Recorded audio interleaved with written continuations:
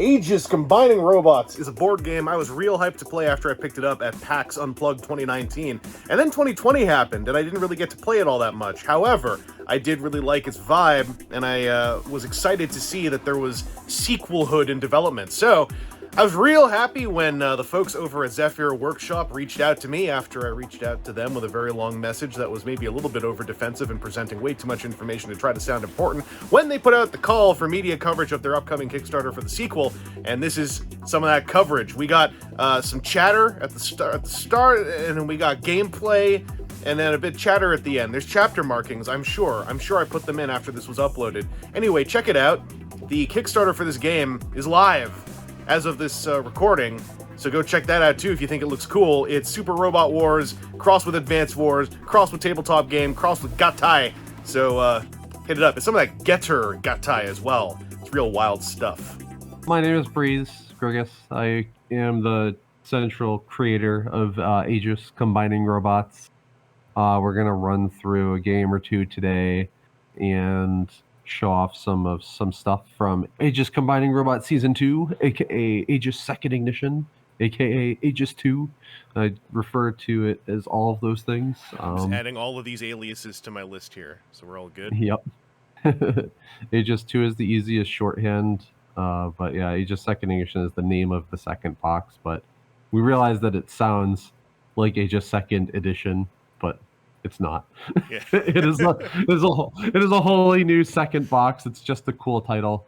Aegis 2, 100 new robots, whole bunch of new stuff. Everything's new. All the characters, all the robots, new components, new board.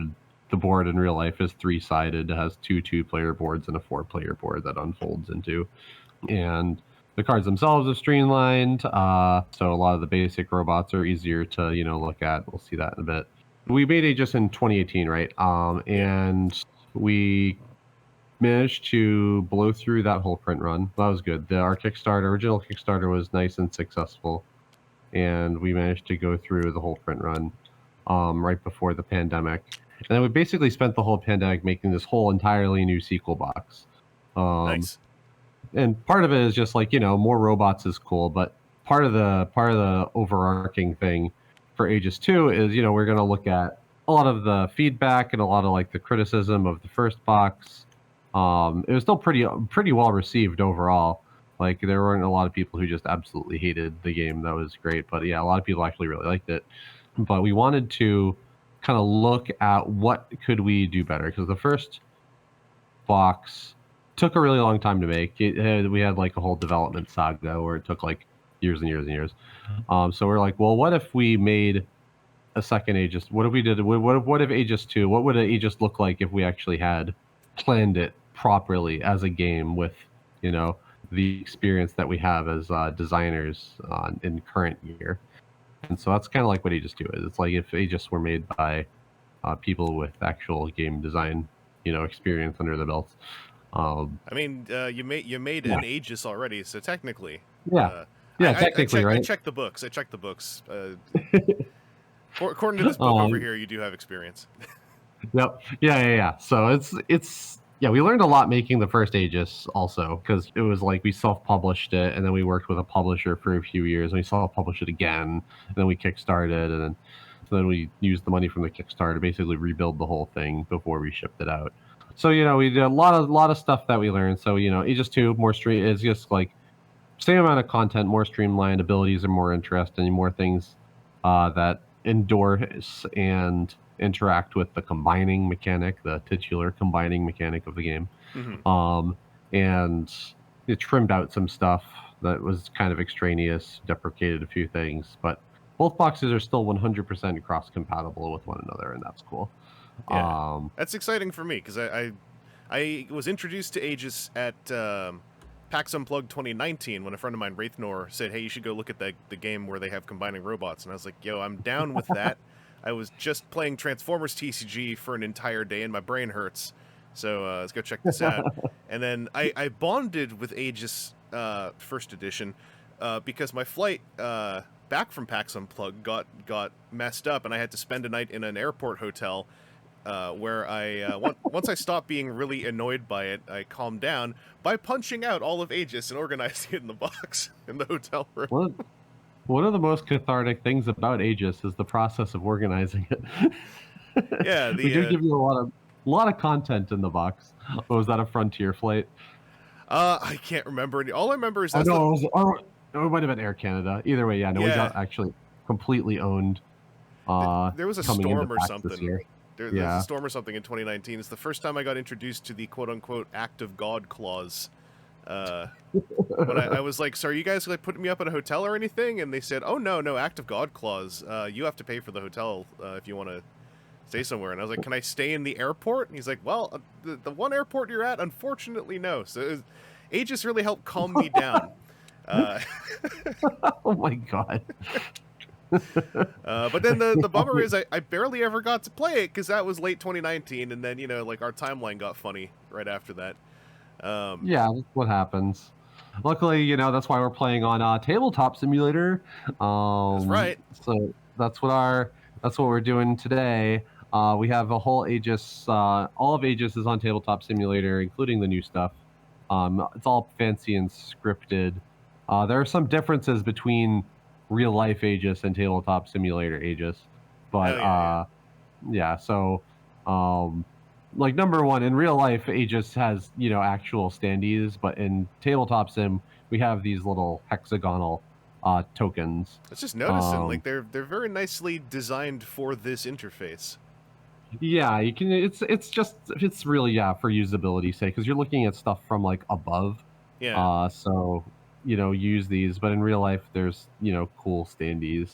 And I'll dump you some JPEGs to overlay on the screen, for example. I can do that. I have the I got the education and the powers to put some JPEGs on screen.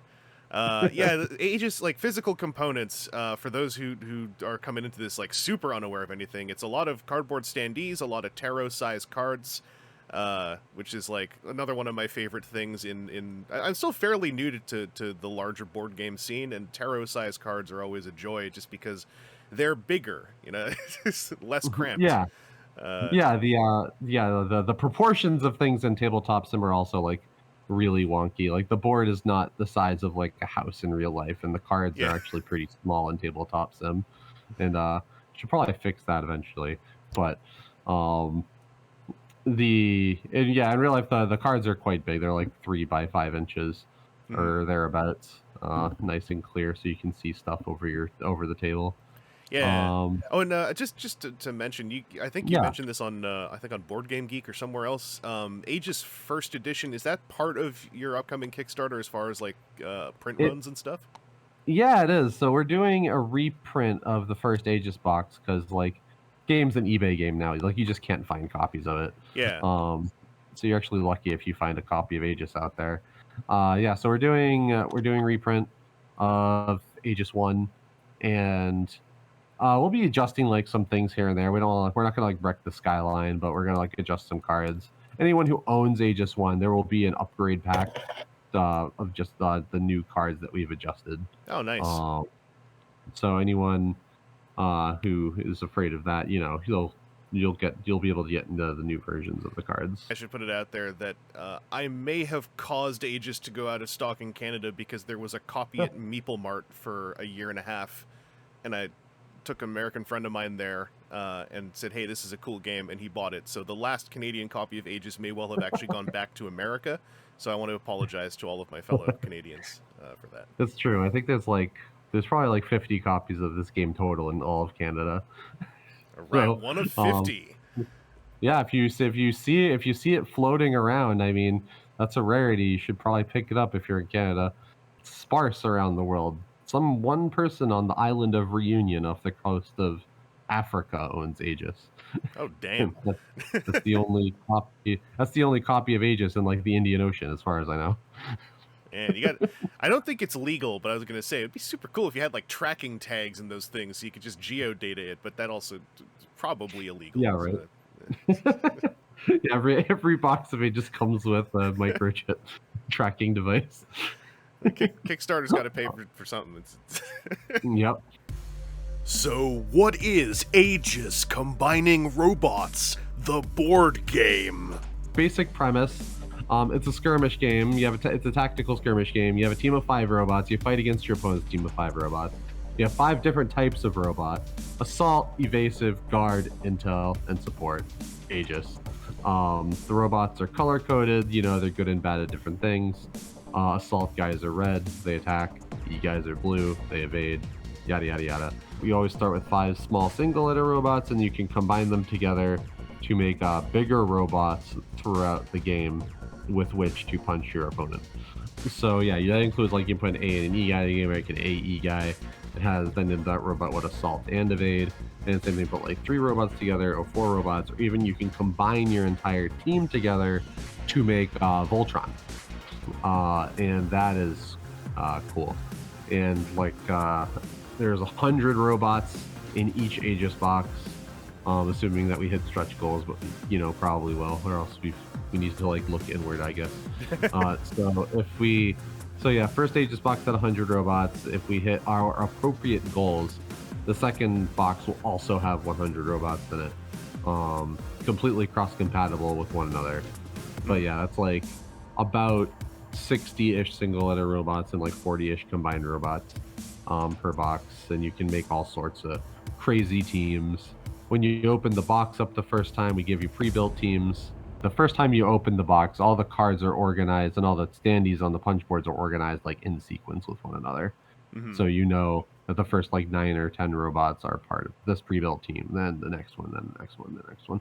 So you can use those to learn the game, and then after that you can do all sorts of stuff. There's like a draft mode, of course, or you can just like sit there for 1,000 hours theory crafting what your 5 robot team is going to be. Yeah. And the base game, very much like the way I love to describe it is it's basically like tabletop Super Robot Wars, but everyone combines. Yeah, it's kind of a capsule I like. But the one of the things in this new edition that I caught on is in the original Aegis, like one of the things that folks reported as being like it could be a feel bad was it's sort of there's a sort of rolling defeat that can happen where if you lose a robot, you lose another robot. It can be a very escalating sense of like when you win you start winning more, when you lose you start losing more. So this Starpoint arena involves respawning, which is an alternate game mode that is it's a different style. It's where your robots can pop back in. You're going for I believe more of a score than straight up annihilation in this. Yeah, pretty much. Both players have a health total, what we call valor points, but you start at 11. You actually dwindle your opponent's points downwards. But yeah, like definitely one of the bigger like feedbacks of Aegis that we're trying to like address. In the first game, we had like a rule called scrap combining, where you could like combine with dead robots. We're like trying to refine that rule a bit for like your standard Aegis games. So that's something that we're actually testing now. We're testing that over PAX Unplugged. Just anything that lets you play the game and do the cool stuff without worrying about, the snowballiness of like, I lost a guy, now I can't make my bigger guy. Yeah. So we did that. We're gonna refine scrap combining, and then we're also going to we have this new game mode, which we have been playing a lot of and testing. It's actually I basically consider it as the new like default mode. I think people should just play Starpoint Arena, honestly. I noticed in the manual for this as it is now, like the bigger map was kind of referred to as like nostalgic 4-player, yeah. which is So yeah, it's like you can open up the big map and then you can have like 2 to 4 folks, and then you just go full on like Super Robot Wars Annihilation style, just try to wipe each other out. We give you a few. Yeah, we give you a few different options. Like the big thing is like the first the Aegis 1 had its 2-player board was like large, and you kind of like spent a turn or two traversing the board before you start punching each other. Aegis 2 has these smaller like half-size dual boards that we're fighting on. But you could still unfold it and get to that 2-player / 4-player side that's the same size as the Aegis 1 board, if you want that extra space. But you can also play Starpoint on that 4-player board too. You can play 4-player Starpoint on that, which is cool. Because another thing we want to do is like 4-player free for all is neat, but we're we wanted to make sure that Starpoint scaled to 4 players. And that's cool because it like draws people out of the corners. A lot of times in like 4-player free for all Aegis, and this is like true for a lot of games of this ilk. You know, you could just watch everybody else beat the crap out of each other, and then the person who engaged the least ends up winning. I mean, so 4-player Starpoint, you know, is a nice incentive for people to get in the center of the board and start slugging out and like engage. Absolutely. I'll throw one more thing out here just for the folks I know reviewing this on my channel. I'm hovering over some of the art here. One of the fun things about Aegis for we toy folk who like our transforming robot toys. Now every single combination robot can be made unless it specifically calls out like a certain make, I believe, to go in the A slaughter or E slaughter, etc. Technically, you can combine these out of anything that forms the letters, like AE or AG or stuff. But it's really fun looking at the art and trying to logic out how this might work toyetically. And I'm still kind of hoping, like, as this game gets into more hands across the world, that we might get one of the many hobbyist toy designers out there now who goes like, I'm gonna make the actual combining Aegis little team, sort out some of the logistics, because there's a lot of getter robo physics going on with these, but oh, absolutely, someone figured out how to get a robo in physical. It was incredibly complex, but it's happened. Yeah, every few months I go up and I look up, you know, has anyone figured out how to make like a true Get a Robo toy yet? And like I know there's like a couple like really there's a couple that like really work the animation magic into the physical space, and I was incredibly impressed by that. But yeah, Aegis is like pretty similar, where like some of these robots kind of combine like magic. They combine robots, you can see they carry up visual elements of their lower forms, but a lot of times, yeah, it's a wizardry. You can because it's just by the nature of it, because like you have to match the name, so you know, like this guy named Awe will be made of an Awe robot, but in game it can be Awe plus any E robot, and all the E robots look pretty different. So we have to like make it seem to make sense. So, you know, we have like this like list of visual elements on each different robot type to like make sure, because like all E robots have like turbines. So this Awe 1000 doesn't call out a specific E type. You know, we'll put down it has blue turbines and some other like elements like that. So we try to make it make visual sense. It's very cool. Possible. Like Yeah. in that hotel room session I had, it was very fun going through a lot of the artwork and seeing the, like, you know, the sort of animation, the touch of animation design going on here, where it's like you said, you have sort of a rough styles guide for how some of these work. And with the sheer number of robot designs, as you mentioned, like I could see this being quite a spreadsheet, I guess would be the way one could put it. Now hang on a second, how does Aegis Combining Robots, the board game, even work? Aegis Combining Robots, how does it work? 5 robots, you fight each other. Every card has a piece that's on the board and a card that tells you about what it does. You have a tracker for your energy off to the left here, and then you have a pile of your combined robot materials off to the side.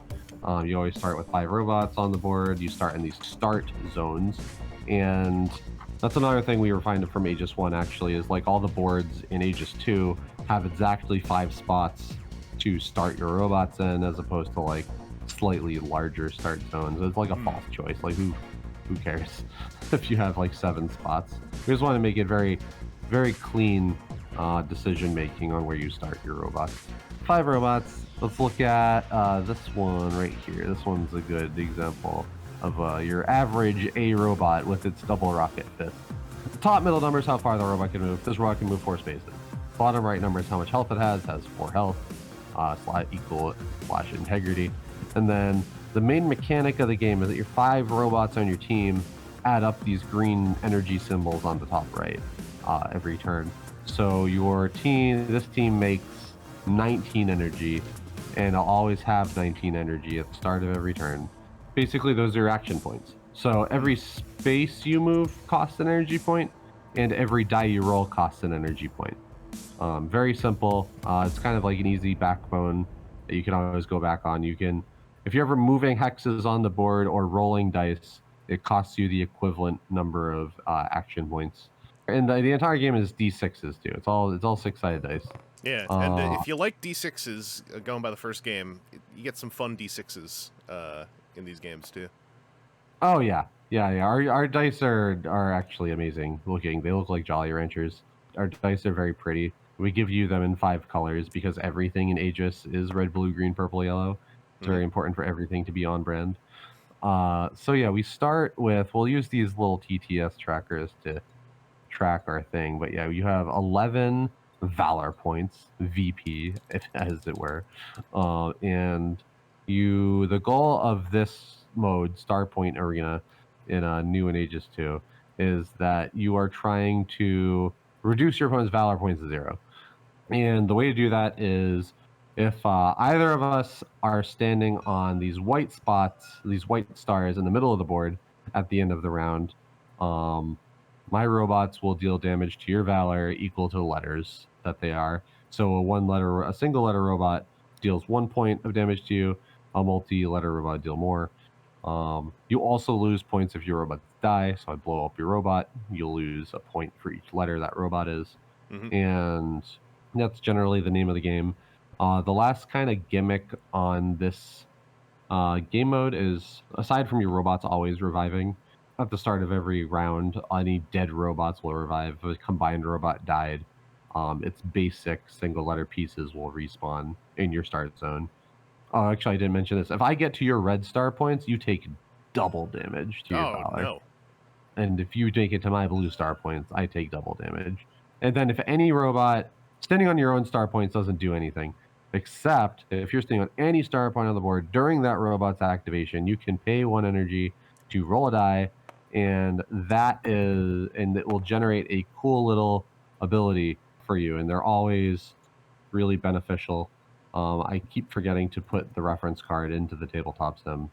Oh, no worries. Yeah, so I'll have to put it on the little notes thing on the side of TTS here.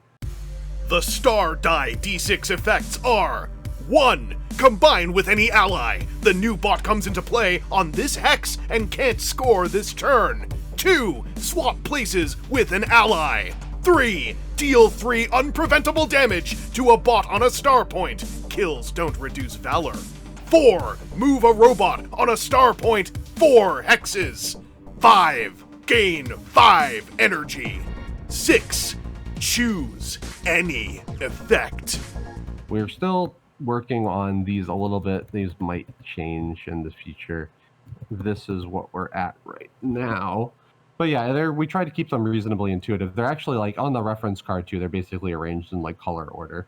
Like combining good is like an A type thing. Switching places is a very E type thing, so it's blue, and then just dealing a big chunk of damage is definitely like a guard robot sort of thing. Manipulating robots, like spaces around the board, is a purple thing, and gaining energy is a yellow thing. And then we also made them go basically 1, 2, 3, 4, 5 in their abilities. So it's like I try to keep things like intuitive. So you kind of always just want to roll the star die, and good things will happen. Especially like if you roll 3s and 4s, you can peel robots off of star points, so you can't just camp on them with a guy that has 500 HP. Yeah. One of the challenges was making a mode that works with Aegis robots as they are, and making sure the game is pretty playable, no matter what robots you're choosing.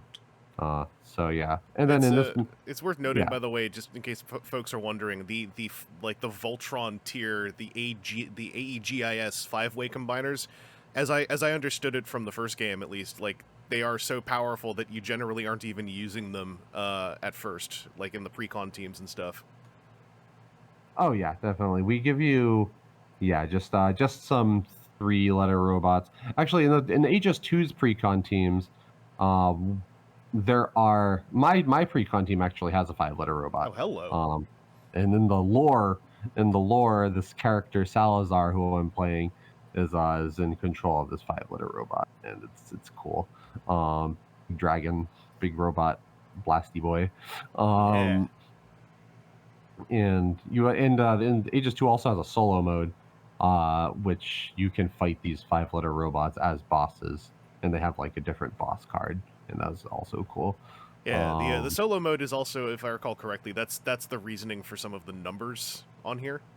Yeah, the numbers in this, the numbers don't mean anything right here in Starpoint, but in solo mode, these numbers, will control like some things like where enemies spawn and where other stuff happens, and that's cool. So Starpoint Arena works like this. In normal Aegis, you'd move all 5 of your robots, then I move all 5 of my robots. In Starpoint, you move back and forth, one robot, one robot, one robot. And then we both reset our energy at the same time. So, I'll take the first turn. I will start with 19 energy. I'm going to really basic stuff. Let's move my ICA 200 up 2 spaces. It will cost me 2 energy.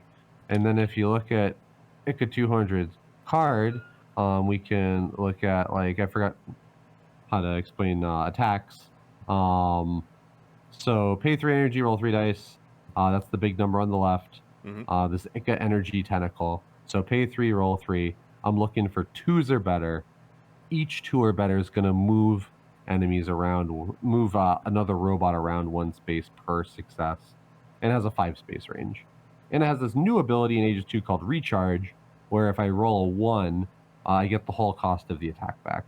Ooh, dang. And these cards also aren't like final. Like we haven't refined all the flavor text and stuff.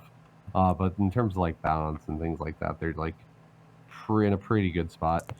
So the final card won't say space energy squid. Let's see, whoop. Oh, so here's an interesting thing. So this is a good example of recharge. So I would spend 3 energy to use this attack, so I'd move down to 14. But then I rolled 2 1s, so I got double recharge. So I actually gained 6 back. I profited on that attack. Only one attack, only one thing hit, and I get to move up my gone 1 space just because I wanted to like wiggle it forward a bit. Yeah. And that's all this robot can do. It's kind of interesting robot. It doesn't do damage. It's just extremely utilitarian. It's either generating you energy or moving things as much as it would cost to move them anyway. So you just kind of always want to use them every turn. And then the last thing I can do on this robot's activation is I can pay 1 energy to roll the star die, which is an ED6. We might make like a big sparkly D6 to include in the box as a stretch goal. Oh, dang. But it's an ED6. So that's roll 6. I can choose anything. I don't have anything to move or deal damage to. I could move myself up 4 spaces. Doesn't really do much. I could combine. None of my guys specifically merge with my iRobot. I could deal 3 damage, switch 2 lives. Oh, I can switch places. So actually I can, I'm going to move my E-robot onto that spot and move my purple robot backwards. And then that will allow me to move up further next turn to get onto like a star point. So I'll activate, yeah. So that's some tactics right there. So that's it. That's my turn, and then you would just move. Like you would activate a robot. All right. This is just checking out my robots here. It seems we primarily we got a pusher and then a bunch of people who shoot. So I haven't got any movement tricks. Oh yeah, you're using the new main character of Aegis 2, Ashla, and she's like the basic, basic offensive combining team. First pre-built team you can look at out of the box. You have some trickses that let you combine better. I haven't explained really how to combine, but you match the letters in the name of the robot you want to combine into, and then you'd pay some energy, and the robots have to be adjacent to each other, and you put them into play. And all combined robots have enter the battlefield abilities, which is cool. But your team can cheat around that. Your commander robot, Omni, can be basically any other robot, so you can kind of use it as a substitute for any of your other robots. You don't have to match. It counts as all letters and all names. Oh, And nice. then your other robots have this accelerator ability at the bottom, which lets you pay a bunch of extra energy and move further than normal, and it lets you combine for free. You just can't like attack with that robot that turn. Yeah. So that's also cool. Um, Te- so your team's okay. good at doing damage and combining. Okay. I was gonna say, Yeah. what I remember tactically is that just combining as soon as possible is like not necessarily the go-to, because that like you want to get some value out of the basic robots first. Yeah. Because combining is kind of like jumping ahead in the timeline of your gameplay in a sense. And in this mode, you're not really punished though, so because True. your robots will end up respawning anyway. So like if you just start making big boys off the bat and putting them on star points, then it's like ooh, it's threatening. All right. Because you'll be dealing like 3 and 5 damage to me and stuff. I think I'll open up with I'll move the all 100. So that'd be moving. Let's see, up to 4. I want to get to that star point, so that's moving 3. So that should pop me down to 17.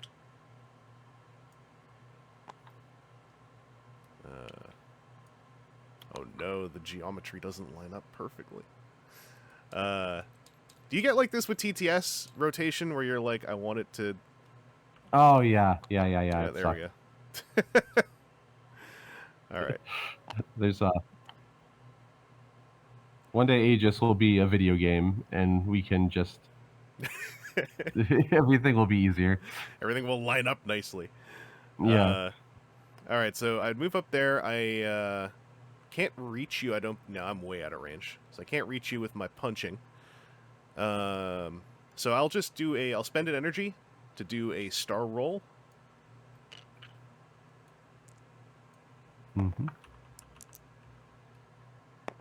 As a 1. Ooh. So that means you can combine that robot on the star point with one of your other allies. So you could like make your AE guy or your AG guy. The new robot would come into play on that star point. The only caveat is that robot won't like score this turn. It wouldn't score anyway because you're not on one of the scoring star points. But just to be so if you can't die roll your way into a big guy onto an important star, but you can save. You can. It's like it would probably save you like 10 to 15 energy with this combining, because you don't have to be adjacent and it's free. Yeah. So in this case, I could use that star roll to combine with the Ender to do the all 1000, right? Yep. All right, so that would take these 2 off the board. Yep. Let's pop them back here. Plop you up here. Rotate you slightly. There we go. All right, so I believe that would be my turn. Oh, there's an see, there's an enter the battlefield thing on some of these. Yeah, it could. And the all 1000 deals 1 damage to everybody 3 hexes around it, but there's no enemies in play. So there's still like an opportunity cost. Is like, do I want to combine here? Do I not want to combine? For sure. But I think usually it's a pretty good thing to just combine and net that energy savings. Absolutely. Let's see. Another cool thing. Let's see. I'll do some more gimmickry. What can I do? I'm gonna move up my Gon 500. Do I need to move them up? Not really. Let's see. 1, 2, 3, 4, 5, 6.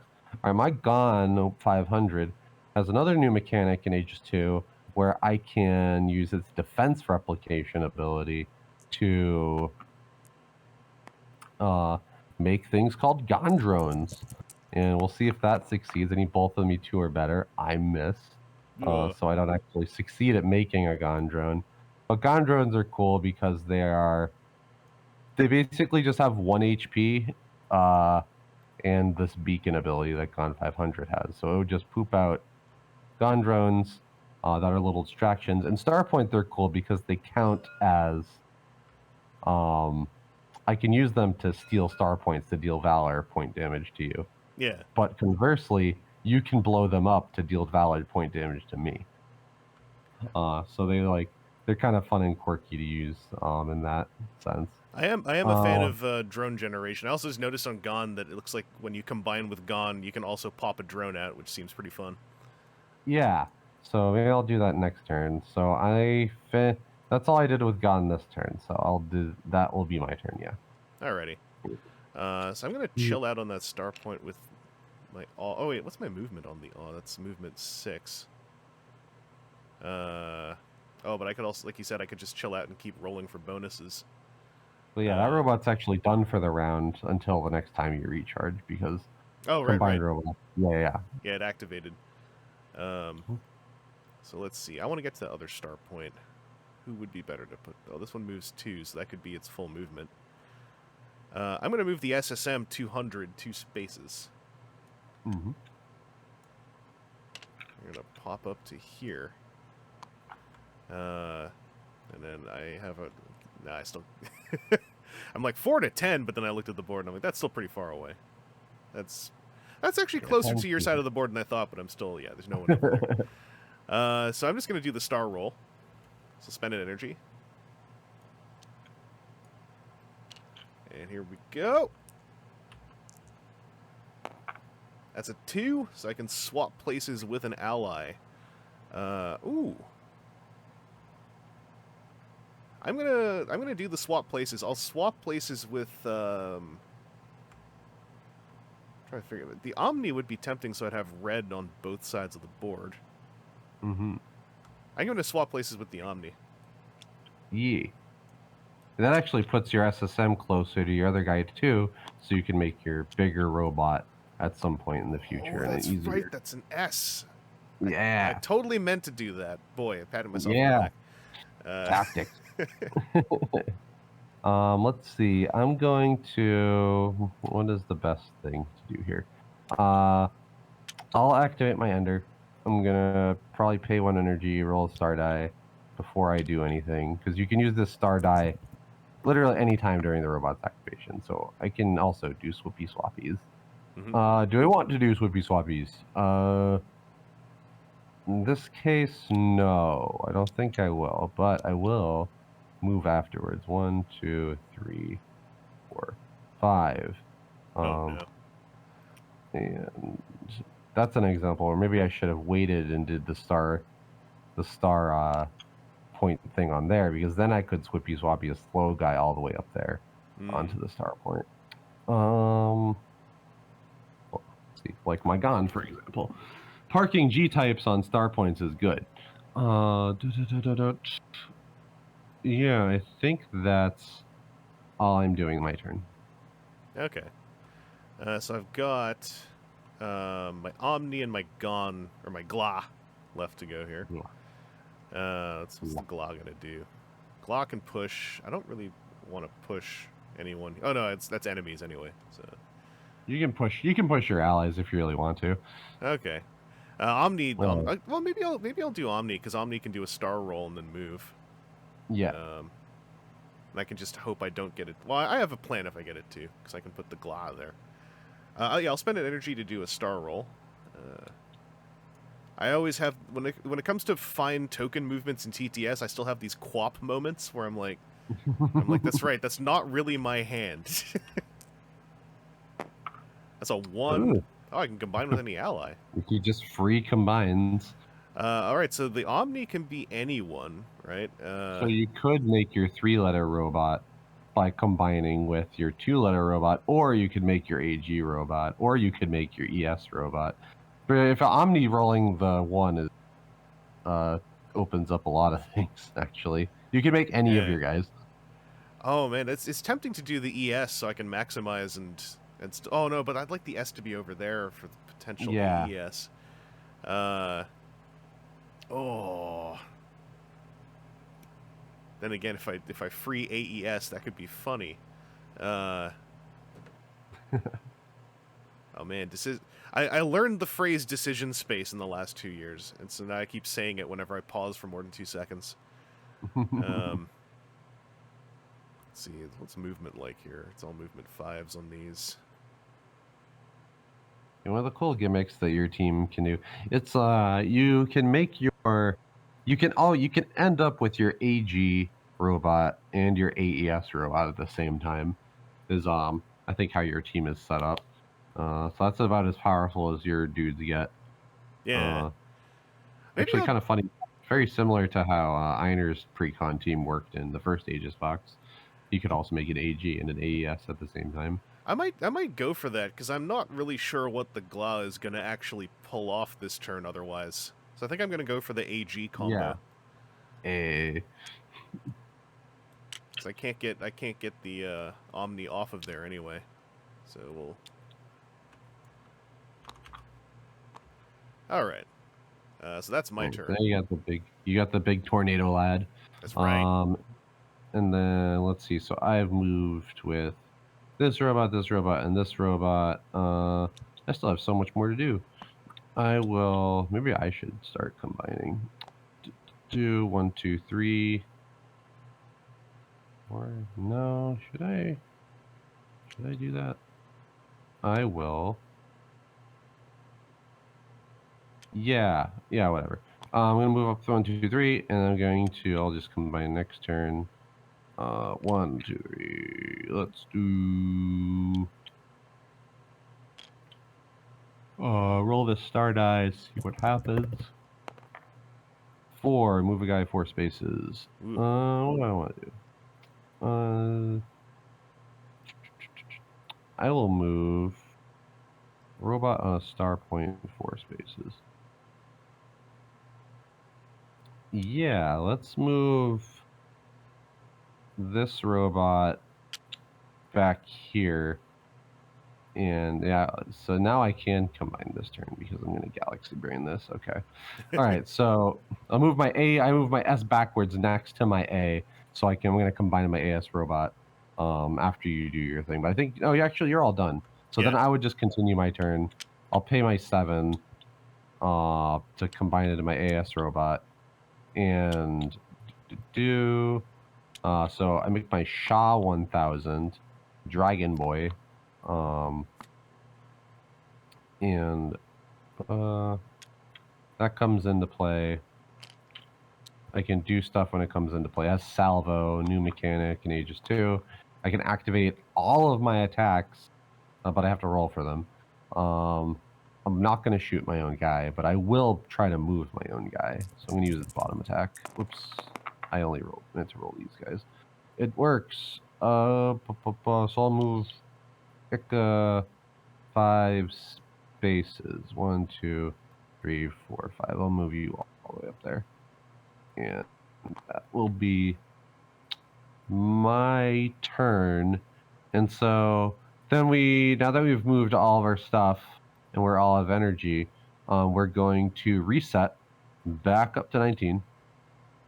Alrighty. On my case, am I counting up based on the combined guys I have out now? That's true. No. We go back up to whatever our current robot's at up to. So I actually go down to 16. I'm at 15, I believe. Yep. Boop boop. Then I was the most recent person to do stuff, so then you would start on the next turn. So now it is your turn. All right. Is this where I would take a Valor hit from your Ender being on a Starpoint? And it is where you would take a Valor hit, so you take 1 point of damage. All right. Oh crap! I'm losing. All right. Let's see. I should probably do something with this poor SSM who's still on the starting tile. Oh wait, how? 5, 6, I could shoot you. All right, I'm gonna go with the SSM. I'm gonna move my 2.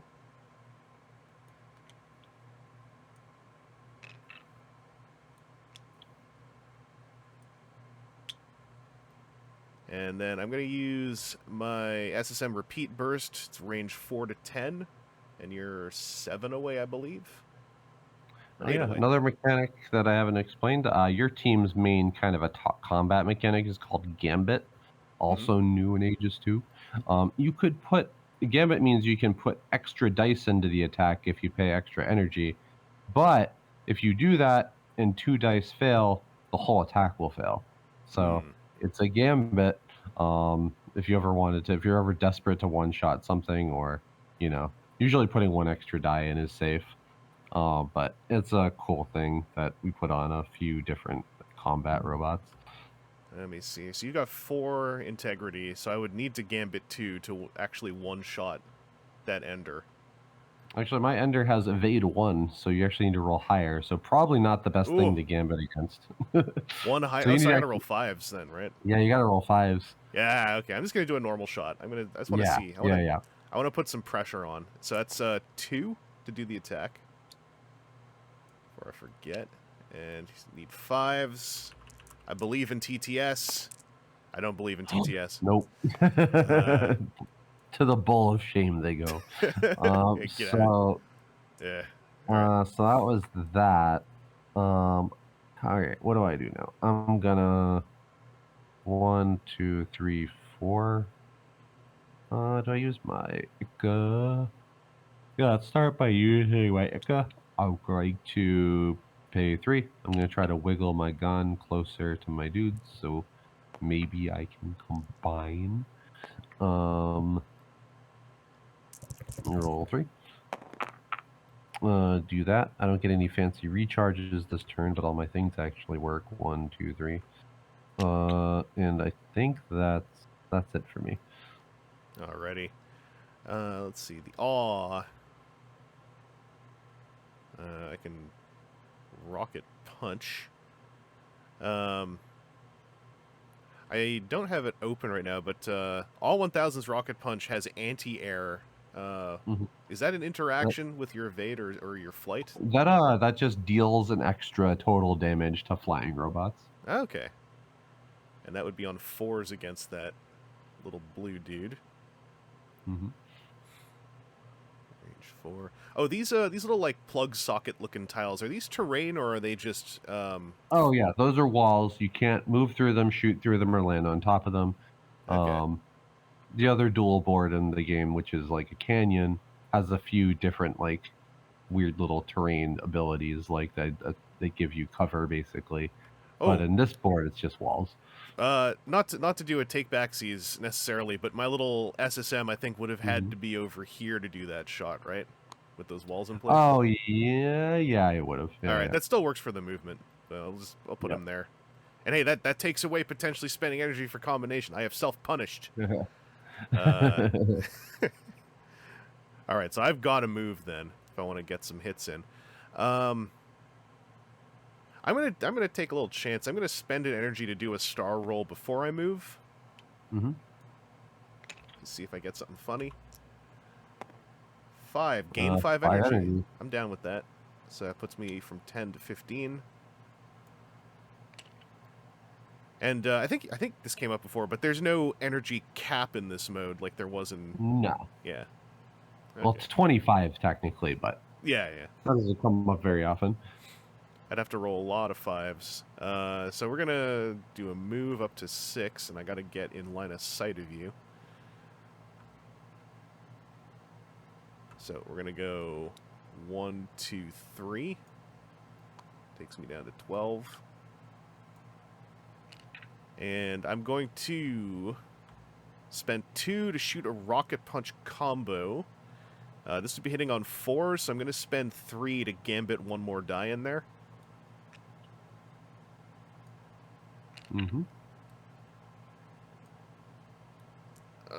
TTS. There we go. So I need 4s against your ender. I got a 6. Uh-oh. Oh, but I gambited, and I missed with 2. Oh no! Yeah, that means nothing's doing. That's risks, though. That's risks. All right, then. That's my turn. All right, let's see. What do I got? I got. Yeah, let's just go up here and combine. How can I combine my 3 guys and still end up on the Starpoint? Let's find out. Because my Ika already went. So I need to do some like quantum physics. If I combine into here, and then my new robot come in on the Starpoint, but then they're not adjacent, so I can't combine them into my 3-letter robot afterwards. Yeah.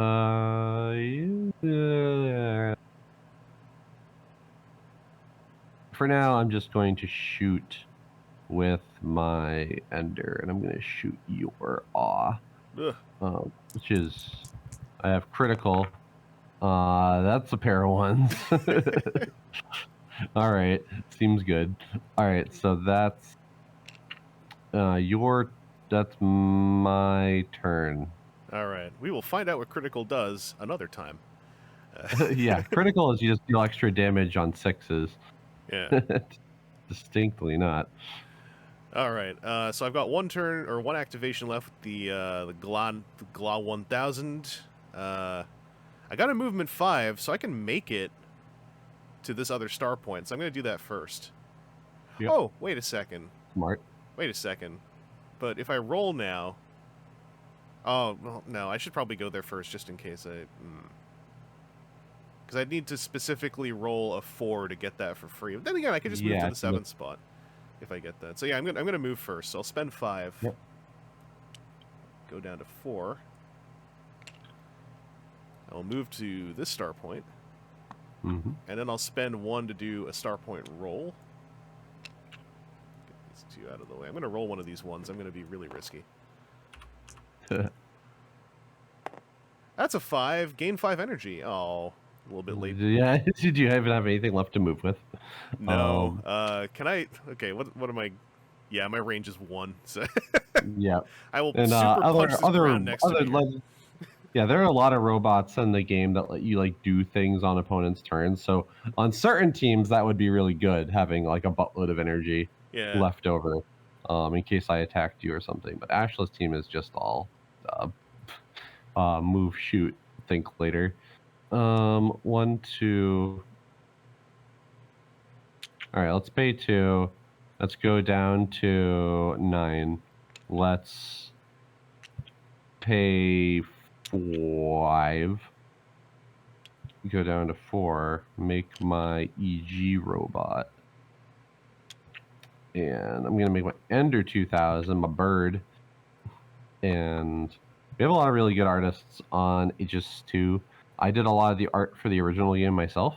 Probably like 80-ish of the robots of the 100 were my art. In the first game, I don't have any illustration credits in this new game, sadly. But instead, we have artists, paid artists that are good. Noah Nagata did a lot of our art. Gen Trigger did a lot of our art. And then Nathan did this one. And I like this one. It's cool. It's a bird. That's nice. So Ender comes into play. I get to trigger some combine abilities. Its push ability is not super relevant, but I do get to combine and make when you combine with this robot, you create a Gon drone up to 6 hex today. So I'm going to do that. Let me go boop. And I'll have a drone on there, and I'm going to get some pointies. So there's that. And then you're done with the rest of your stuff, right? Yeah. Yeah, so I'll use my last energy to move up 3 spaces with my Gon drones are 5 integrity, I just realized. No, they're 1. We just don't have the right token. Oh, okay. Well, they have 1 HP in beacon. No, they will die in a stiff breeze. It's okay. All right, yeah, I was kind of like, oh god. Let's see. I rolled a 5 on Shah. That doesn't do much for me. It gives me 5 energy. Then the round's over, so we'll just go back up to whatever we add up to. All right, I'm 15. But also we'll deal damage to each other. So I'll take 2 because your Gla's on that thing, and you'll take 3 because my 3 letters worth of robot is on that thing. Ugh. And now you get to go first again. Yep. Yeah, I guess my current state is I am securing the first turn after the wheel, which is maybe not the best, but it's something. I should probably try to eliminate that drone. So what's Glog? Oh, Glog need to move to do that, though. Oh, if you blow something up by rolling a 3 on the star die, it doesn't deal Valor damage. It just removes the... It just kills the robot. Yeah. So, if you kill it the traditional way with fisticuffs, I will take Valor damage. Am I... Oh, wait. Oh, no. Do I... I don't have line of sight on the drone with the all 1000. Dang. Oh yeah, very, very narrowly. Oh, what's my game plan here? Maybe I'll do the SSM first and just get a star roll off as a gambit. Sometimes just the best choice. Yeah, I'm gonna spend 2, move the SSM to the Starpoint, and then I will spend 1 and do a roll.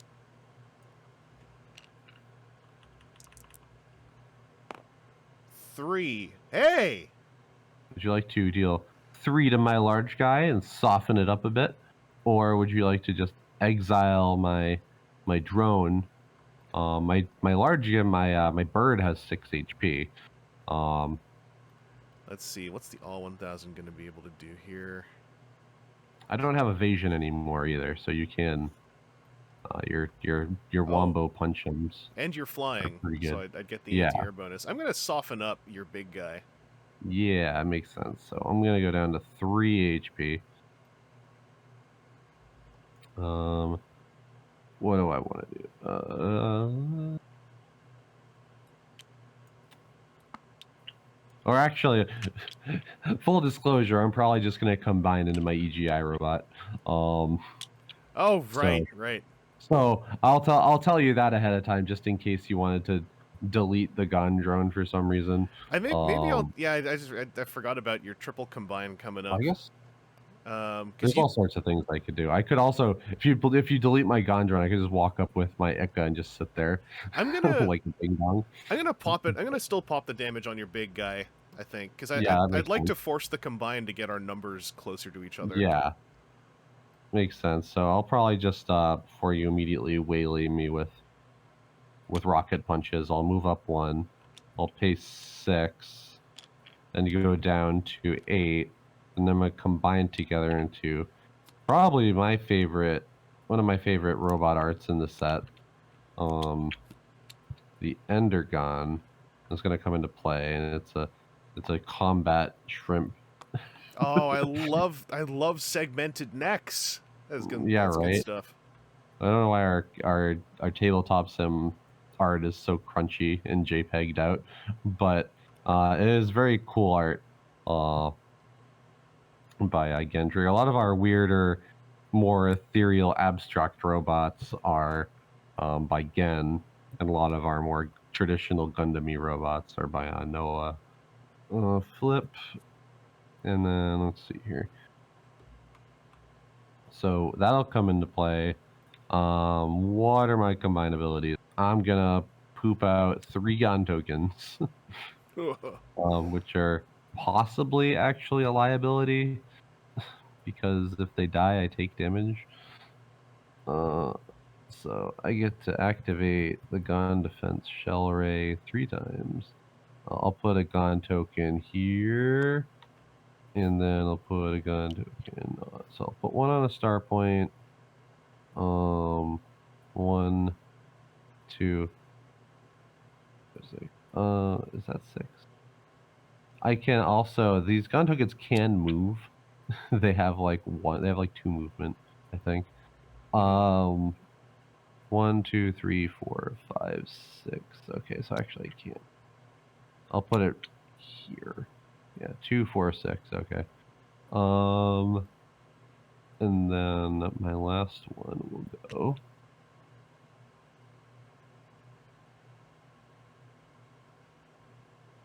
Probably also just back here. Yeah, in case something stupid happens. Yeah, okay. I make my dudes. The board presence. So that's all I got for my turn. Okay. Let's see. So I went with SSM, so I got my 2 combiney types left to go here. Tempting to do the GLA for another immediate star roll, and then making decisions afterwards. Usually the play. Yeah, I'm going to do the GLA. I'm going to do the star roll first. It'd be cool if I rolled a 3 again. That's not a 3. Well, Swap place with an ally. What that does. You could... Because the awe in its current position, I'm kind of liking, because they're both double letter ones. Yeah. So I'm not really because the awe. Well, can the awe? What's his range again? Range of 4. So the awe could actually shoot stuff from that Starpoint. Yeah, I think that was actually by design. A lot of the robots in the set have 4 range is like a magic number because the star points are 4 spaces away. So that was like a mindful sort of thing. I'm gonna do the swap with the GLA and the awe. It's fun to say. And your GLA actually has a push attack, so you can doink me off of the star point. Oh, right. And that's I've already activated. I can't go back on it, so. So for the GLA, I would just need to do 2 move and then activate the attack, right? Yeah. All right, so hopefully not mess with it. I'll spend 2, do my move. I'm gonna go here. And then I will spend, let's see. Well, that's the wrong one. So it's 1. It's got Gambit. I would need 4s. So I'm going to Gambit 1, so I'll spend 2. Go for my Force Punch, needing 4s.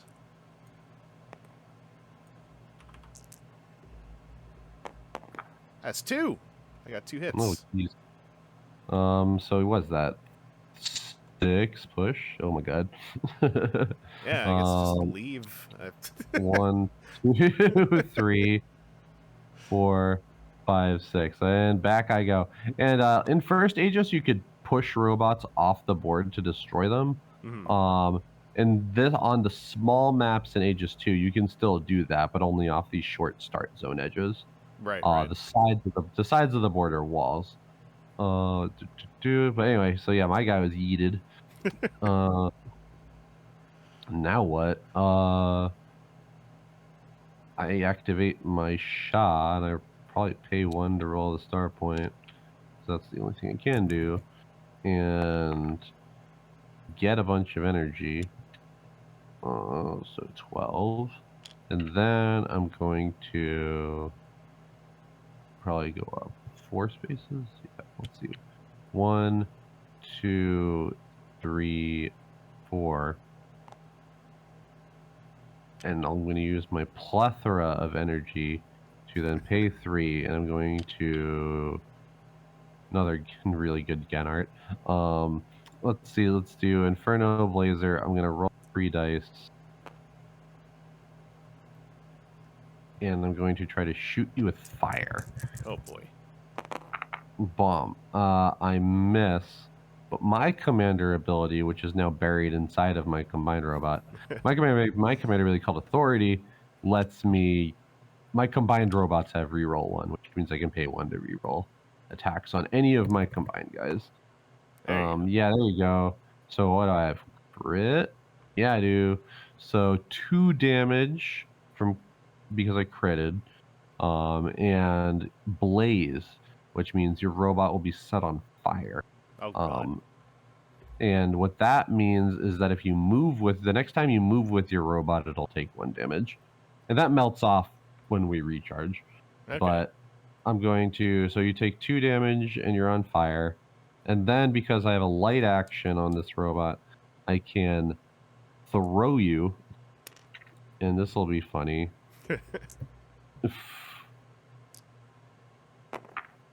Yeah, okay. So I throw you 1, 2, 3, 4, 5, just somewhere inconvenient. Get out of here. And because I moved you, you take the 1 damage from the blaze, and the blaze falls. That's the wombo combo. You can step it, so that's cool. We put in some mechanics that like work in fun ways with stuff from Aegis 1. Like, people really like lots of like the pushing stuff in Aegis 1, sumoing robots into each other and off the board. Yeah. So, like, now you can set robots on fire and proc damage by pushing and doing all. I am already like it goes really nicely with what the Starpoint victory condition is, but it also is reminding me fondly of bits of Monster Apocalypse, just hurling the large robots off spaces. And that's it, I think. And so you can still move with your odds, just yeah, a little damaged. so I got move 6. So I could get back to my spot. I've got the energy. You can accelerator, make awesome. Oh geez, I have enough energy for that too. Oh no, I want to move 6 though, because then I'll do an extra point off the at the end of turn on the wheel. Yeah, I'm gonna move. True. I'm gonna spend 6, go down to 1. Oh, this evens out too. I spend 6, go down to 1. I'll go 1, 2, 3. Oh no, spend 5. Yep. So I got 2 left, but I'll spend that 1 to do a star roll. I would like a 3. I'm gonna choose the 3 effect to ping your gun drone. I want to delete that. Oh, okay. So yeah, no damage to you this round from that thing. All right. I got 1 energy left, which I can't do anything with. So. Let's see. Normally, this would end, but I have a gun drone that I can activate a star point with. And that's another useful thing that drones are good at. Let's roll this guy. I also got a 6. Oh, what am I no! Deal 3 to awe. That hurts. Yep. Y'all over here. Oh, was it already? Oh, that's right. It already had a bunch of damage. Yeah. Do I want to do that? That's probably no. I'm gonna move them off 4 spaces because I want to kill it with my bare hands. I don't know with what, but something. I'll start. You'll start next turn though. Oh right, you wouldn't get the points if you killed it with this effect. That's right. Yeah. So that's the main thing. Yeah. I don't want to put you so close that you can literally just walk onto my 5 spot though. Yeah, sure. You can just go back here. 4 spaces, yeah. And now I think I'm done in terms of activating crap. So I think you will go first, and we'll do the star point damage to each other, which is 0 because we managed to clear each other off of the star points. Yeah, just everyone off. And yeah, so now it's your turn. I start with a little different amount of energy. I start at 13. Right. All right. So what I want to do here, my poor all 1000 probably needs to kill whatever is near it to survive. So right now I'm behind cover, which is nice. You're welcome. There's a there's a gun drone right next to my SSM. That's really, and oh, I can't shoot you. My SSM is too good at shooting. You have to be at least 4 away.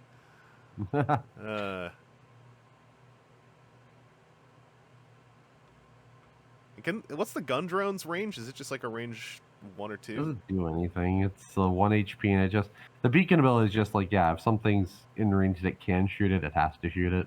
Okay. Oh, so my SSM technically, I mean, it doesn't really help me here. Yeah, it's technically out of range. It's just sitting there staring at it. Yeah. Menacingly. It's a weird showdown. Yeah, the gun drones, knowing that they just stare at you, that is a creepy design. I like it. They're just an eyeball. I might... do I want to go with the SSM? Oh, no, because the SSM can't really do anything helpful for anyone. Unless I get it to move itself. It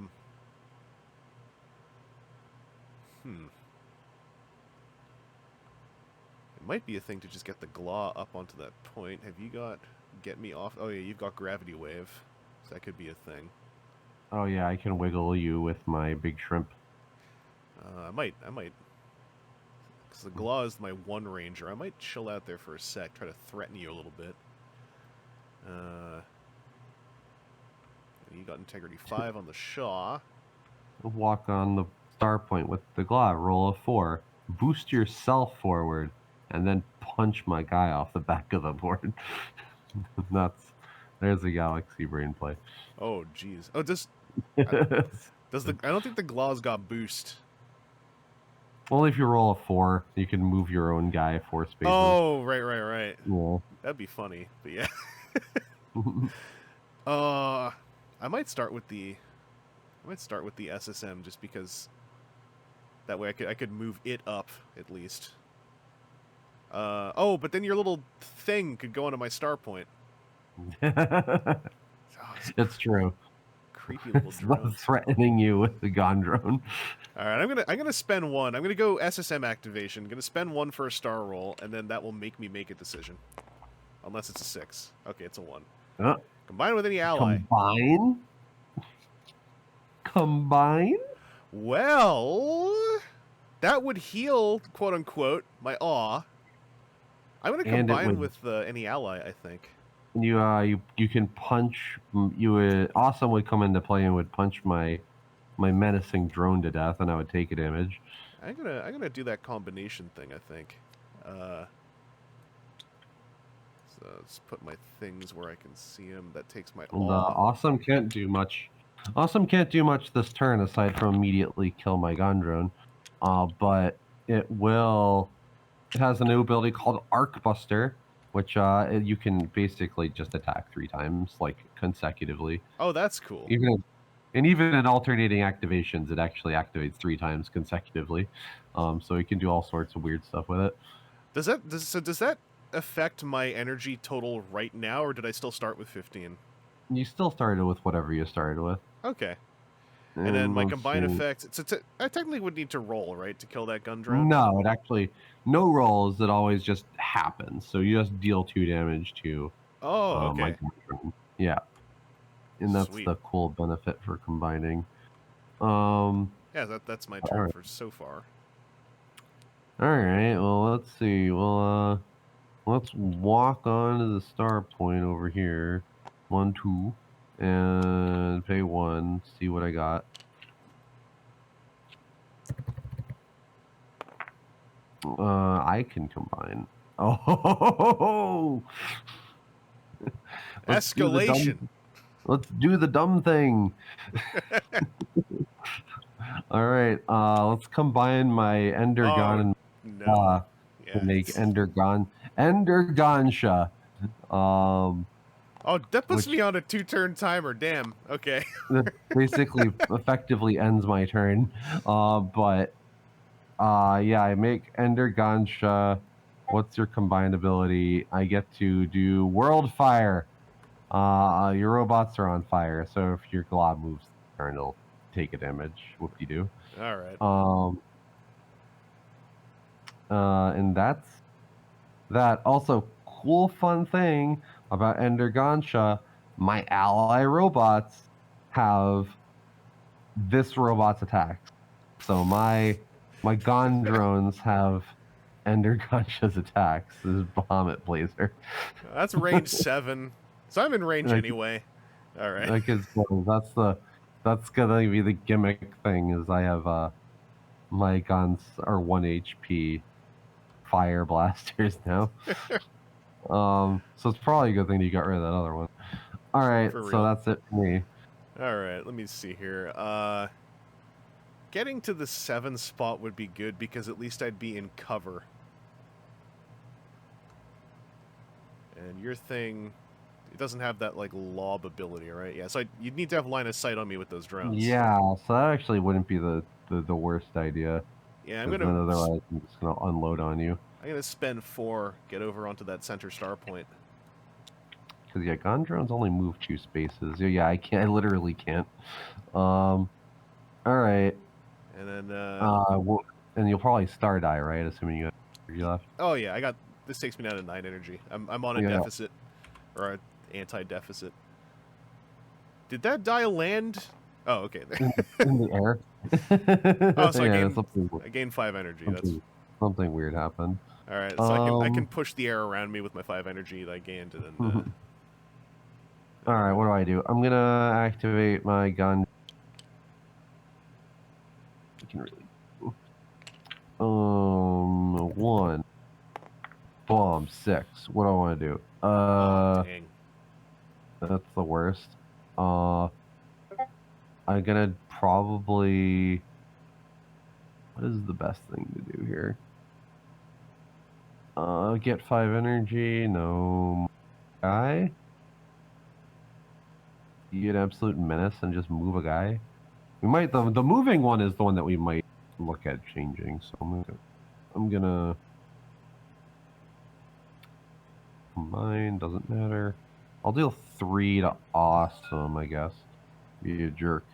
All right, this takes me down to 3. Yep. And then I will then round will end, and then I will take 2, and you will take 5. And so yeah, Ender Gansha stuff. Let's see. As long as he's not, if he's alone, he has a +1 defense, but he's not alone. So you have opportunities to shoot me. My guy flies, and I think I'm in range of your 1, 2, 3, 4, 5, 6, 7, 8. Yeah. So Awesome has the SSM Awesome rockets, which have arcing and anti-air. So is arcing the shoot around cover thing? Yeah, you can shoot over stuff. Okay. So no line of sight needed there. I am into that. Of course, the first thing is see if you could move my guy or deal damage to it or something. Yeah. Oh, I gotta reset my energy here to 10. Oh yeah, that's right. I have 9. Yeah, I have 9. Oh right. Yeah, I like the way the energy tracker reacts with the combination stuff. That was one of my favorite ideas in the first one. I'm gonna do a star roll first, I think, just to see what fortune provides. That die felt like it just went up, showing a 1, and it span a lot. So that's a 1, so I got nothing to do there that I would want to do. Because technically, if I recall correctly, I could use combinations that would be very unbeneficial to, like, bust this down to, like, a 2-part combiner, right, between the two of them. Oh, yeah, I think so. Yeah. You started at how much energy? 10. 12, I think. Oh, wait, did I misread that? That's a 7, not a 5. Yeah. So I'll just add 2. Yeah. So I guess that's the real question. Yeah, okay. I was gonna say, you have exactly enough energy to use awesome rockets 3 times if that's what you wanted to do. But rolling the star die is also probably intelligent because that would have dealt potentially 3 damage. Yeah, it was worth the shot. I might still do a double awesome rockets, or sorry, some awesome rockets. Yeah, I'll do these activations. Are they like 1 at a time, or do I have to pay for them up front? You pay for them and you roll for them, yeah.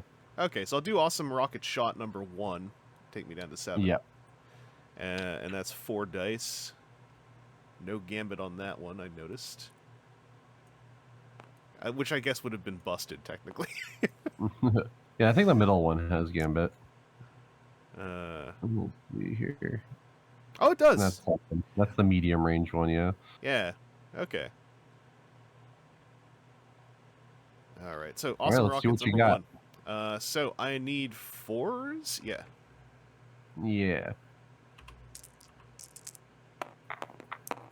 Oh my god. It's 3 hits. Cool. Yeah, it is. Oh, that's anti-air. Right. So I take 4 damage immediately. Alright. Down to 5. Alright. This is a little threatening now. I'm gonna do awesome rockets a second time. Put me down to 3 here. So we'll roll these. That's 2 hits. That is. So it's another 3 damage. I actually go down to 2. Oh boy, that's neat. I think I'll. Oh, but do you have enough energy to do anything else? I got enough to do something with Glaw, if you don't bump Glaw off of the star space. Uh-huh. I guess the question is whether you bump Glaw off of the star space. I think I just... Do I just win? I guess I should probably just do this. Uh-oh. I'm gonna go 1, 2, 3, 4, 5. I guess I can go here. Put myself out of range of Glaw, but now... if you roll a 3, a 4, or a 6, I die. Those are very weird, but still 50-50 odds. Yes. So you have a 50-50 shot on your star die to do bad things to me. I guess I could also roll my star die. 1, 2, 3, 4, 5. So 5. Then I'm gonna go 1. Let's see what happens here. 5. I get Ayo. my energy back. Also good. Relevant if I were to shoot you with Gone tokens, but I kind of can't. Yeah, okay, your move. All right, Glaw is gonna predictable. Glaw is gonna spend an energy. I'm gonna do a star die roll, and let's hope those 50-50 weird odds. Hope for the best. That's a 4. I'm gonna move your robot 4 heck. Can I move you off this edge of the board? No, you can't like kill me that way, but you Okay. can do something. 1, 2, 3, 4. It still doesn't get you close enough to kill me. 1 space. But I don't. But you're not gonna lose this turn. Let's see. Actually, this will come down to be really close because you're gonna deal 2 valor damage to me, putting me down to 4. And then if I lose under Gansha, I'll just die because I take 5 damage from my level 5 robot dying. I'm gonna put you there. Do you still have to do your Gondrone activation? Yeah, but they can't really do anything this turn. Oh, I guess I can activate a Starpoint with my Gondrone. That's what I can do. Yeah. So I guess let's do that. Shoop-a-doop. I know what I don't want. I didn't want that. Let's say, how much HP do you have left? I got 3 left on Awesome, so you wouldn't get the points. Well, I could blow up Awesome, but then you'll just respawn 3 things that can kill me next turn.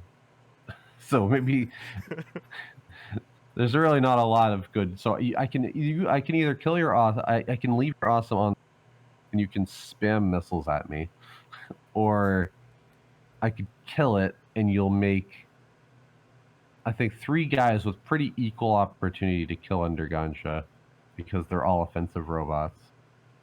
I could soften up Glaw 1000.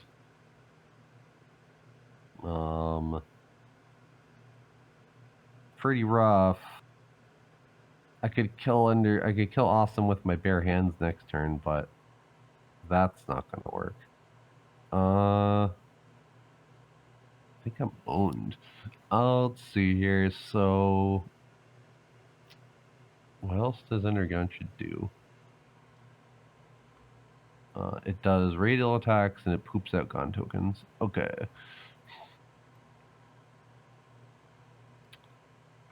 So I deal 3 to Glass.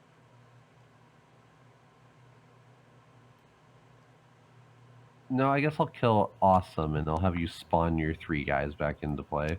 Alright, I was gonna say, that seems, like, dice-wise, that seems... It's gonna be more work for my little guys, technically, because with Awesome, I'm just spamming rolling 4 dice 2 or 3 times. Yeah, so at least you'll roll fewer dice and I might live through the first attack, which might be good. So I go back up to 9. I take 2 Valor. And now it's your turn. After you could spawn your guys in wherever. Right. So I want to spawn my dudes in a way where can I get any free shots? Yeah, I put the SSM like right here. Yeah, you guys. I've been pretty premium range for a lot of your robots. And then, let's see, the repeating gun. I would need to move either way to get at you with this one. So the ender, you'll just pop in here. The key to playing Aegis is to be good at tactics game, which I'm actually not. I'm really good at it when I watch other people do it, is the way I like to say it. Where if I'm put on the spot, I'm like, oh no, I don't remember how tactics work. Let's put the awe right here. Okay, and now you have first turn, so what will you do? So I got 5, 10, 15, 18 starting energy. I would love to do 2 damage to your... And oh, do you take a hit for the oh, you already did it, yeah. Yeah, I'm at 4. So if Endergansha dies, I lose. It's actually just really funny. It's like, oh yeah, let's jump it. Let's make Dragon Boy. And just make him right in the sweet spot of your missile range, like a genius. I'm trying to think if good. the Gla it might be worth trying to punch you a bunch, but then you could move out of range of my SSM. So I'm going to start first activation. I'll do the SSM, I think. Pair of sixes. Let's see. So I spend 2.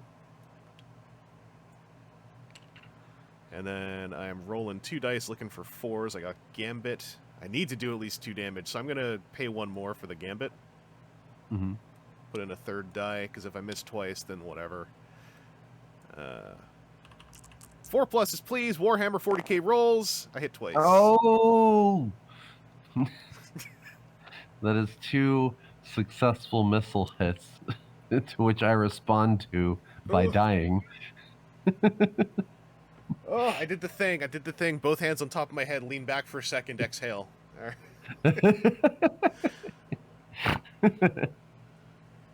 Yeah, that's Starpoint Arena. I think it's a fun mode. That is cool. That is cool. I am really liking that you can.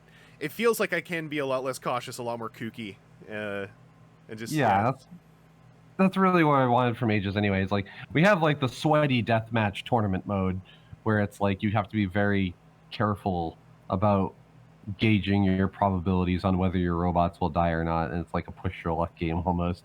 But fundamentally, I want Aegis to be, I want people to be able to do the cool things. I want people to be able to use their robots without worrying too much. Yeah. So yeah, it was cool to also bust out Endergansha, because I know sometimes making the higher level robots is just like logistically difficult. So like Starpoint having this free instant combine button, I think is cool. And it's still got the risk reward thing, because demonstrably, like you make a 5-liter robot that's potentially 5 valor damage or 5 valor hits. Yeah. Yeah, exactly. So it's like I was like, you won't deal 9 damage to me. Because also, you make a 5-liter robot, you're basically putting me on like a 2-turn timer. Because I can't think of a game state where you're making a 5-liter robot and I would have less than 10 valor left, most probably. So yeah, it's brutal. It's interesting because it's like I put you on a 2-turn timer, sometimes even like a 1 timer if I literally fly to your backline. Yeah. But usually, if you have smaller robots, you'll have more opportunities to activate the star points to do something against it, like move it off or deal damage to it or just gank it. Keeps it very interactive. Yeah. I also I am very much seeing like there's a lot of value in those push pull etc. Maneuvers as well. Really it's a very what you call a very hand feel kind of tactile thing. I'm moving your tokens around a lot. Yeah. So yeah, it's neat. I hope that people like it. we played a lot on we play a lot on like Twitch. We play test a lot on there. I think that it's been going over pretty well. Starpoint has. It's a love letter to all the people who had critiques of the first game, and now they can play a more gamified thing with no snowballing really, and it still is a pretty brief game. Your average 2-player Starpoint game goes like 30-ish minutes. So you're still not doing the 4-hour BattleTech matches. which is one of the selling points of Aegis. Quick, simple. Yeah, I like the even if option you- is still there for those grindy things too. Like there's something about the Yeah. politicking of a 4-player like non-Starpoint game that I think could be neat. Of just figuring like that strategic king making where you're like, no, Oh yeah. I'll stick up for you. It's fine. Anyway, I combine into an Aegis robot and kill you. Yeah, that's actually for a four-player free, still the premium premium game mode. But yeah, I meant to say this. Thanks so much for your time and taking the time to TTS this with me. Obviously, like absolutely. you guys got a Kickstarter that's launching in January. Yep, January 17th. Yeah. It's encroaching fast. tinyurl.com/aegis2 takes you to the Kickstarter page.